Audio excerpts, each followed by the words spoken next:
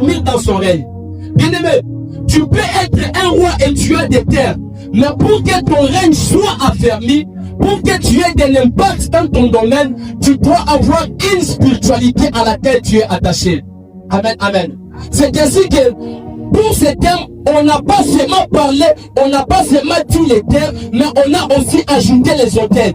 Parce que les hôtels, c'est ça qui permet à tout roi de pouvoir affermir son règne dans un territoire.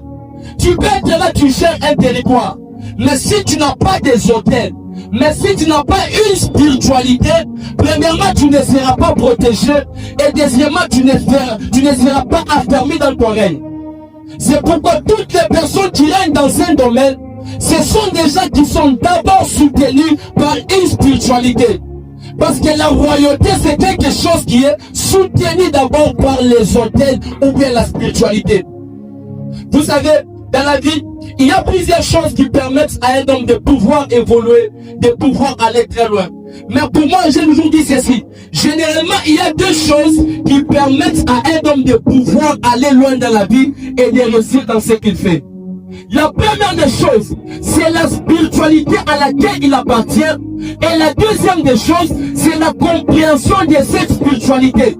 Bien aimé, tu peux adhérer à une spiritualité, mais elle aura de l'impact dans ta vie en fonction de comment est-ce que tu la comprends.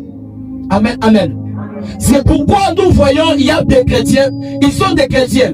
Ils ont la Bible la plus populaire du monde.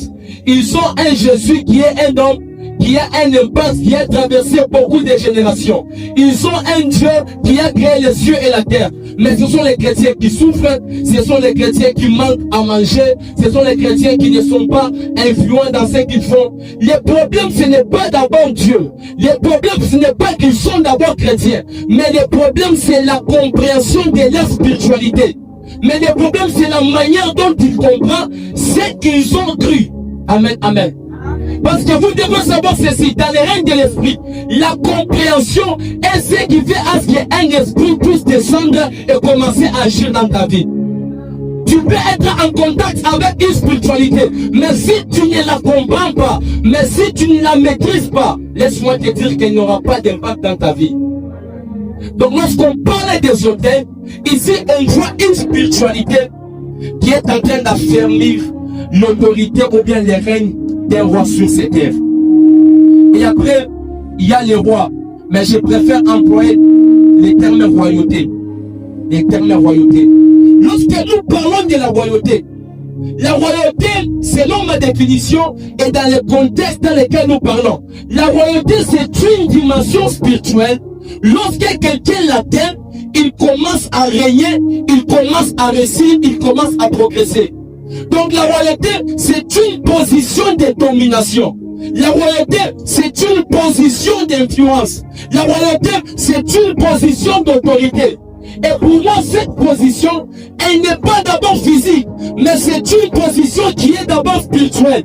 Et lorsque tout homme entre dans cette dimension spirituelle, sur la terre, dans les domaines physiques, la personne commence à impacter. La personne commence à dominer. La personne commence à réussir. C'est pourquoi, lorsque tu vois quelqu'un qui réussit dans son domaine, quelqu'un qui a un grand impact, c'est parce que dans le monde des esprits, cette personne a atteint d'abord une dimension qu'on appelle la royauté. Amen, amen. Et moi je vois que durant ces programmes de défi là, il y a une personne en celui qui est en train de m'écouter, qui va quitter la dimension d'esclavagisme et entrer dans la dimension de la royauté. Apparemment, tu n'as pas bien compris. Je disais, il y a une personne qui va quitter la dimension d'esclavagisme et entrer dans la dimension de la royauté. Bien aimé, laisse-moi te dire, après ce programme, il y aura une couronne de gloire qui sera déposée sur ta tête. Après ce programme, partout tu es échoué, mais à cause de l'esprit royal qui sera sur toi, tu vas commencer à réussir au nom de Jésus. Est-ce que je parle à quelqu'un ce soir? Est-ce que je parle à quelqu'un ce soir? J'ai envie de dire à quelqu'un, après ce programme, partout on t'interdisait d'entrer, mais à cause de la couronne royale qui sera sur ta tête, tu vas commencer à entrer au nom de Jésus. Je dis, tu vas commencer à entrer au nom de Jésus. Tu me donnes un bon amen, tu deviens le premier à entrer. Tu exagères avec ton amen, souvent ça touche même ton mari. Tu Tu dis amen plus que ton voisin, ça touche même ton premier enfant. Tu dis un amen prolongé, ça touche même ton deuxième enfant. J'ai envie de dire à quelqu'un, après tes filles en 2026, partout tu ne pourrais pas entrer, à cause de la royauté qui sera sur toi. Tu vas commencer à entrer.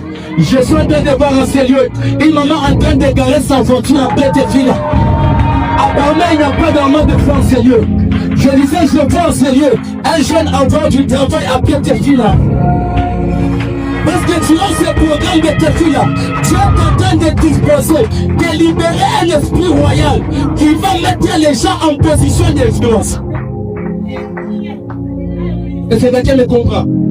Donc la royauté, bien-aimé, c'est d'abord une position, une dimension d'influence et d'autorité.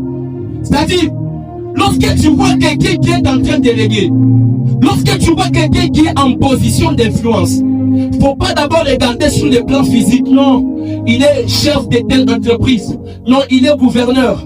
Non, il est dans ses business. Vas-y dans le monde des esprits.